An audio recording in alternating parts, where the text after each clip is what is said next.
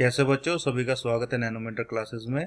तो last time हमने पढ़ लिया था, ये 3 क्लासेस में हमने अलग अलग तरीके से पौधों को लगाया था, एडजस्ट करा था। चलिए हम आज देखते हैं आगे इसके क्या हुआ है। Did plants in all the glasses grow at a same pace? Which glass showed the better growth of the plant? In which glass was a growth faster? तो जाहिर सी बात है, देखिए जो हमारा प्लांट ए है इसमें थोड़े से कम है। कितने 1 2 3 4 5 5 आसपास इसमें पौधे हैं। इसमें देखिए 1 2 3 4 5 6 7 8 9 10 अप्रोक्सीमेट 12 से 13 है। और इसमें देखिए छोटे छोटे से वन, बस ये छोटी छोटी हाइट के हैं, देखिए 3 4 पौधे। तो जाहिर सी बात है हमारे बी वाले में ज्यादा अच्छी हुई है, ए वाले में कम हुई है और सी वाले में एकदम ही कम हुई है। तो देखिए फर्टिलाइजर आर अ केमिकल। तो फर्टिलाइजर बेसिकली है क्या चीज? Fertiliser is a chemical which are rich in a particular nutrients. अब फर्टिलाइजर्स जो होते हैं मोस्टली एनपीके होते हैं, नाइट्रोजन, फास्फोरस एंड पोटाशियम। और बेटा ये फर्टिलाइजर्स रिच होते हैं इन सभी सोर्सेस में, केमिकल्स में। How they are different from manures. अच्छा, मैन्योर क्या थी? हमारी देसी खाद थी जो गाय के गोबर से बनती थी या गले सड़े पत्तों से बनती थी। अब ये जो हमारे फर्टिलाइजर्स हैं, ये जो ऊपर मैंने बॉक्स में बनाए हैं, ये कैसे डिफरेंट है हमारे मैन्योर से? Fertilisers are the producer in factories.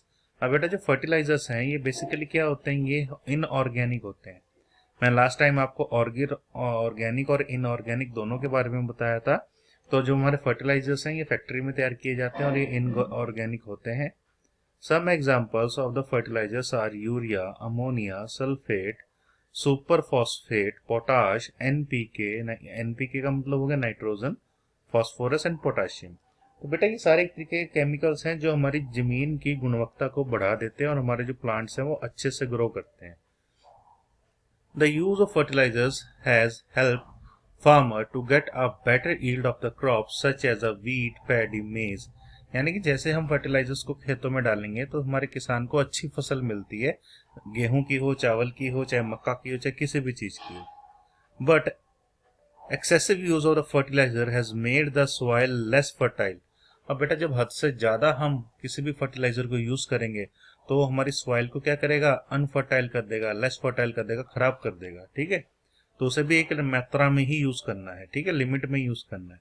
Fertilisers have also become a source of water pollution. देखो ज्यादा फर्टिलाइजर्स आप यूज करेंगे उतना ही ज्यादा क्या होगा? वाटर पोल्यूशन होगा। ठीक है, कैसे होगा? क्योंकि बारिश, जितना फर्टिलाइजर है वो बारिश के पानी में मिलेगा और पानी में मिल मिल के इधर उधर धरती पे जाएगा, तो वाटर बॉडीज में चला जाएगा बह बह के नालियों के थ्रू। ठीक है, therefore in order to maintain the fertility of the soil we have to suitable substitute fertilizers with the organic manure and leave the field uncultivated fallows in between two crops।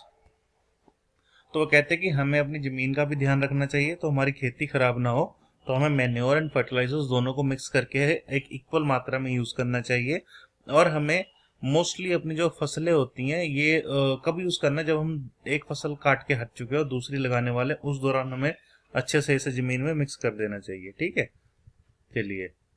The use of the manures improve the soil texture as well as it water the retaining capacity। तो देखो ये क्या कहते हैं, जो soil का texture है ना, यानी उसका एक तरीके से जो टेक्सचर टचिंग में आपको अच्छा लगेगा, देखने में अच्छा लगेगा, ये उसको एकदम अच्छे से इम्प्रूव कर देता है। और साथ में उसमें वाटर रिटेन कैपेसिटी बढ़ा देता है। वाटर रिटेन कैपेसिटी का मतलब है कि वो जमीन अब ज्यादा पानी सोख के रखेगी अपने अंदर। ऐसा कभी भी नहीं होगा कि आपने पानी डाला और जमीन थोड़े से दिन सूख गई, दोबारा से उसका सारा पानी सूरज उड़ा के ले गया, ऐसा कभी नहीं होगा। ठीक है, तो ये वाटर रिटेंशन कैपेसिटी भी जो होती है ना सॉइल की, उसे इंक्रीज कर देता है। And it replenishes the soils with the nutrients. और उसके बाद ये जो सॉइल है उसे अच्छे अच्छे गुणवत्ता भरी चीजों से भर देती है। न्यूट्रिएंट्स मतलब कि जो उसे नीड है खाने पीने की। ठीक है, जैसे आपको न्यूट्रिशन चाहिए ग्रो करने के लिए तो सॉइल को भी चाहिए, तो सॉइल में न्यूट्रिशन की अमाउंट ये बढ़ा देता है। Another method of the replacing the soil with the nutrients is through the crop rotation. अब बेटा देखो क्रॉप रोटेशन भी करा जाता है। इससे क्या होता है कि जैसे आपने एक साल गन्ना लगा लिया तो उससे अगले साल आप रोटेशन के हिसाब से वहां पर गेहूं लगा लो, उससे अगले साल दालें लगा लो, उससे अगले साल आप कुछ और लगा लो। इससे क्या होता है कि एक फसल कुछ ना कुछ चीज सॉइल में छोड़ के चली जाती है और कुछ ना कुछ वहां से लेके चली जाती है। तो जब अगली फसल आएगी, कोई और फसल आएगी, जैसे गेहूं के बाद आपने बाजरा लगा दिया, तो बाजरा कुछ ना कुछ वहां से लेके जाएगा, कुछ ना कुछ वहां से छोड़ के जाएगा।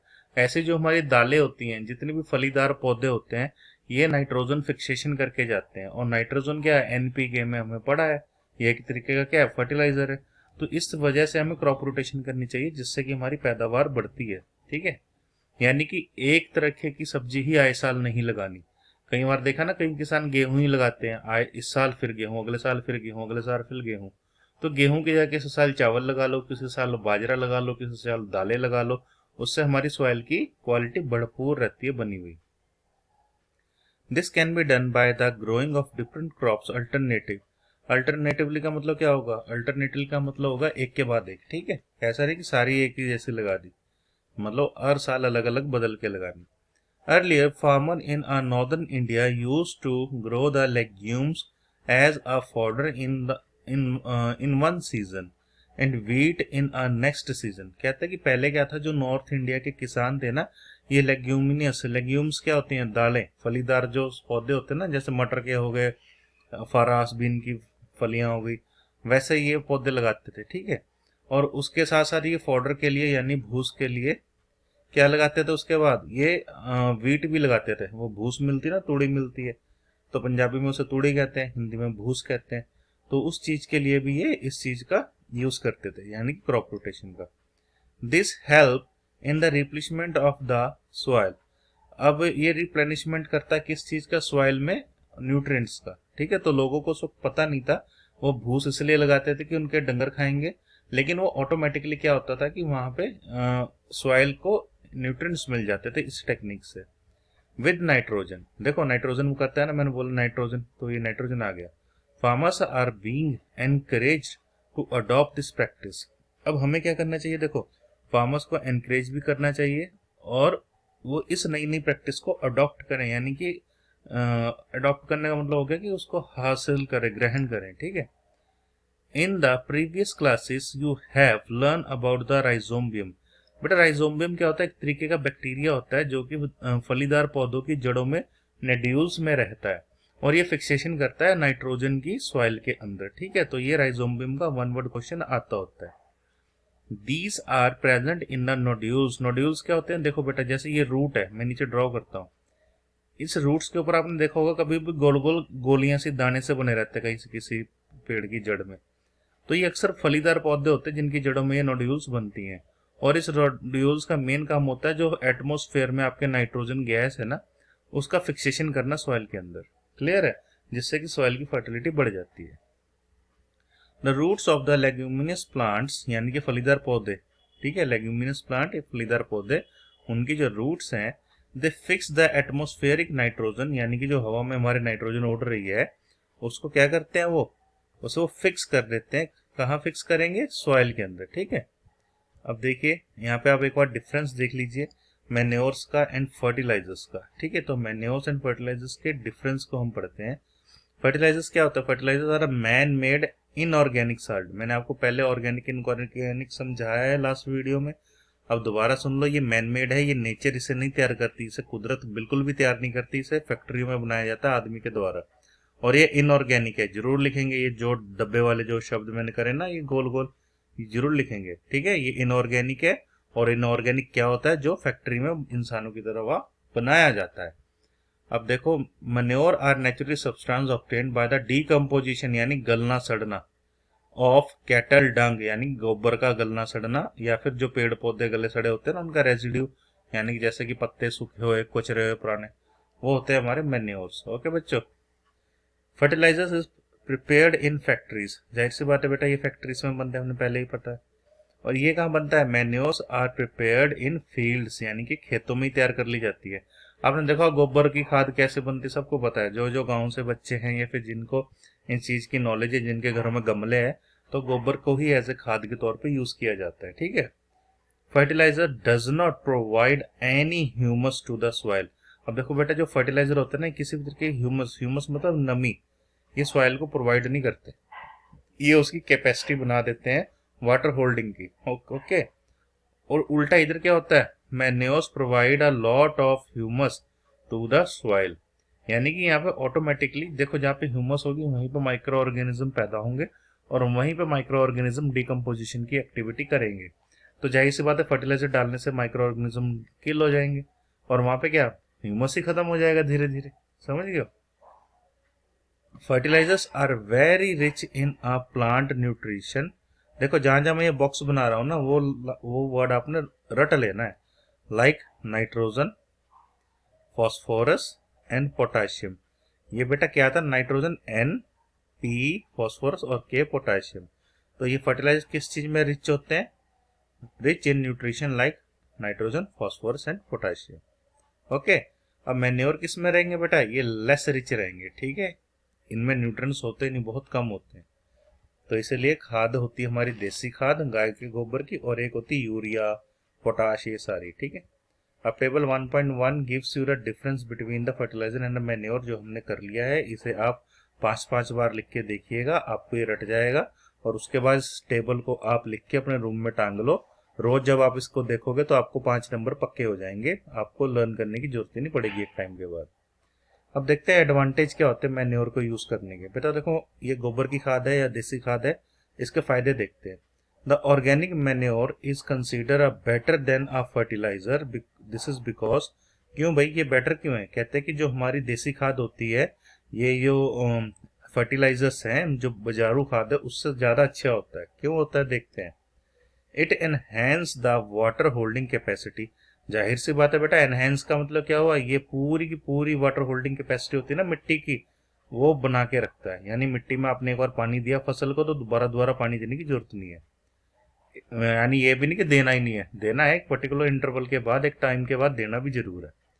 It makes the soil porous due to which exchange of gases become easy. बेटा पोरस का मतलब क्या होता है, छेद, यानी जैसे आप उसमें देसी खाद डालेंगे ना, वो मिट्टी और भुरभुरी हो जाएगी, और भुरभुरी होने से क्या होगा, गैस इजिली एक्सचेंज होगी जड़ों में जाके, रूट्स के, ठीक है।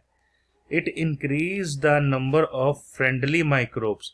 अब बेटा जाहिर सी बात है, अगर नमी होएगी, ठीक है, मॉइस्चर होएगा, तो माइक्रोब्स यानी माइक्रो ऑर्गेनिजम्स वहां पे पैदा होंगे, और यही माइक्रो ऑर्गेनिजम्स आगे जाके अच्छी तरीके से अपना वर्क करते हैं सॉइल के अंदर। It improve the texture of the soil. जाहिर सी बात है बेटा, ये टेक्सचर जो हमने ऊपर पढ़ा है, यानी कि उसकी क्वालिटी को, उसमें एक अलग ही सुगंध आएगी, ठीक है। तो एडवांटेज यही है मैन्योर के, ठीक है। इसके अलावा जो बाकी हैं, आगे हमारा प्रोसेस शुरू हो जाता है इरिगेशन का। इरिगेशन आप सभी को पता है, आम भाषा में से बोलते हैं सिंचाई करना, यानी कि खेतों में पानी डालना, ठीक है। तो अब हम इरिगेशन के बारे में पढ़ते हैं थोड़ा सा, और बाकी आपको जो भी क्वेश्चन इस वीडियो से रिलेटेड है वो आप मुझसे पूछ सकते हो। और नेक्स्ट वीडियो में हम इरिगेशन के बारे में भी कम्प्लीटली पढ़ेंगे, और नेक्स्ट वीडियो आपकी जल्दी ही आ जाएगी, जैसे कि आपकी बैक टू बैक ये वीडियोस आ रही हैं। उम्मीद करते हैं कि ये चैप्टर जल्दी हम कंप्लीट कर लेंगे। बाकी अगर आपका कोई भी क्वेश्चन है साइंस से रिलेटेड, तो आप कमेंट बॉक्स में पूछ सकते हैं, आपको उसका जवाब जरूर मिलेगा। और आप जुड़े रहें नैनोमीटर क्लासेस के साथ, और बाकी इस चैनल को शेयर करें, सब्सक्राइब करें, और आपका कोई क्वेश्चन है तो आप पूछ सकते हैं। जय हिंद, जय भारत।